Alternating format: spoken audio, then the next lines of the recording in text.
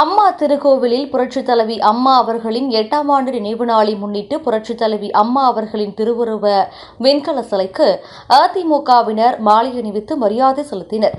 மதுரை மாவட்டம் திருமங்கலம் தொகுதி குன்னத்தூரில் அமைந்துள்ள அம்மா திருக்கோவில் புரட்சித் தலைவி அம்மா அவர்களின் 8ஆம் ஆண்டு நினைவு நாளை முன்னிட்டு மதுரை புறநகர் மேற்கு மாவட்ட கழகத்தின் சார்பில் புரட்சித் தலைவி திருவுருவ வெண்கல சிலைக்கு அதிமுகவினர் மாலையில் வைத்து மரியாதை செலுத்தினர். தமிழகம் முழுவதும் முன்னாள் முதல்வர் புரட்சித் தலைவி அம்மா அவர்களின் 8ஆம் ஆண்டு நினைவு தினம் அனுசரிக்கப்பட்டு வருகிறது.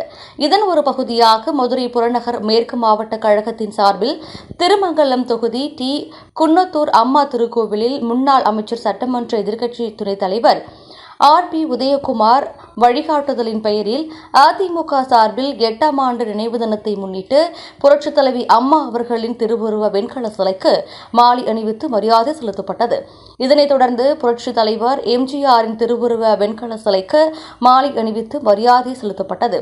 இந்நிகழ்ச்சியில் முன்னாள் MLA-க்கள், மாநில சார்பு அணி நிர்வாகிகள், மாவட்ட ஒன்றிய நகர பேரூர் கழக நிர்வாகிகள் ஏராளமானோர் கலந்து கொண்டனர்.